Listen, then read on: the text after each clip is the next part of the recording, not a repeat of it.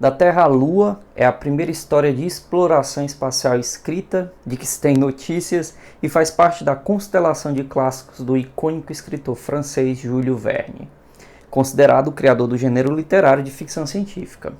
Este livro aqui ele foi publicado originalmente em 1865 e nos presenteia com uma malha científica complexa, rica em detalhes e que nos surpreende e ensina sobre o seu universo a cada página.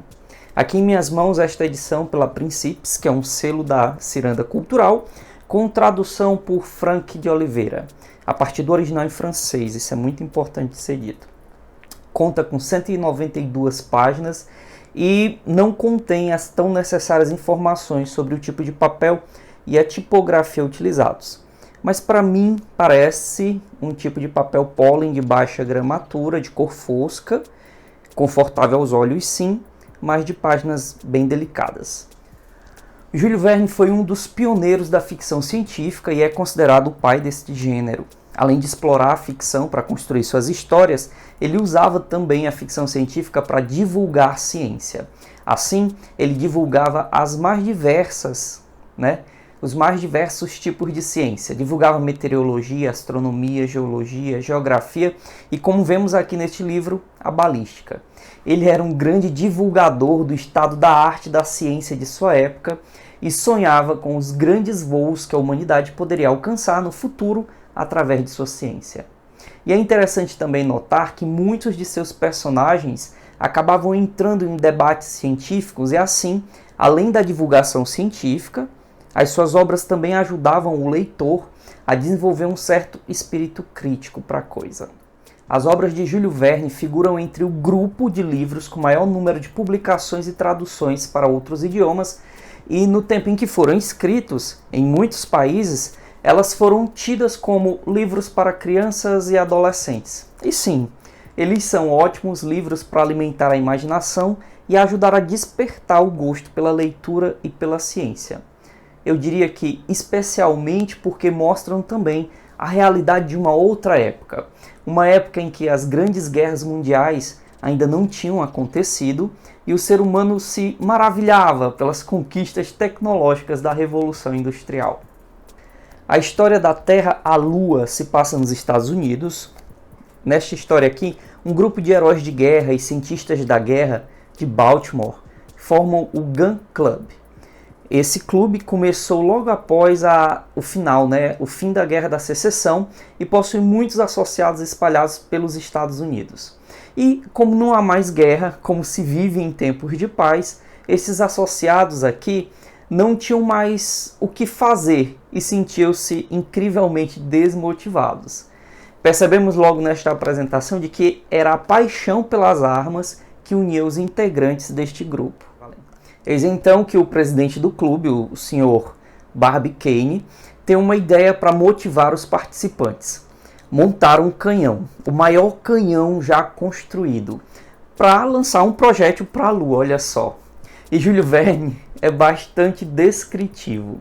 A riqueza de detalhes é tão grande que impressiona, mostrando que o autor se preocupou em pesquisar os elementos básicos e avançados daquela ciência balística.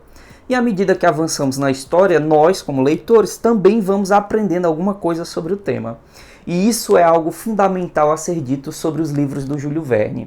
Você não é o mesmo ao terminar a leitura. Você, sim, adquire algum conhecimento de nível básico naquilo que ele está contando no livro. Encontramos no meio da história aqui, por exemplo, cartas de astrônomos que comunicam detalhes necessários para o lançamento.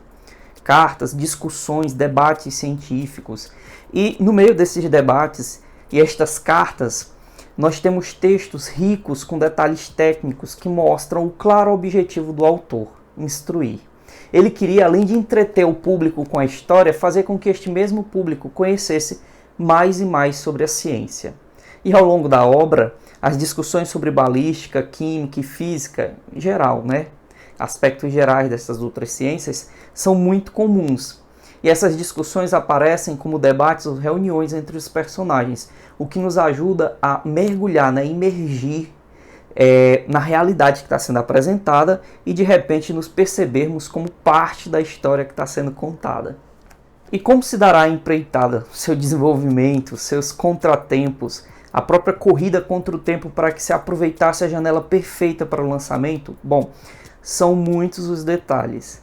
E eu não vou contar aqui o final do livro, que é basicamente se a empreitada foi ou não um sucesso. Eu só digo que vale muito a pena ler este livro aqui.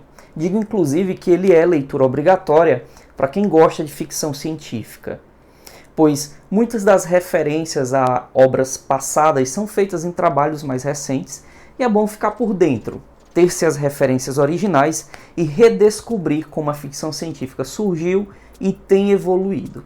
Isto certamente nos ajudaria, por exemplo, a discernirmos entre o que é uma boa ou uma história ruim. E é isso, pessoal, ficamos aqui mais uma vez. Quero agradecer muito a cada um de vocês presentes aqui no canal.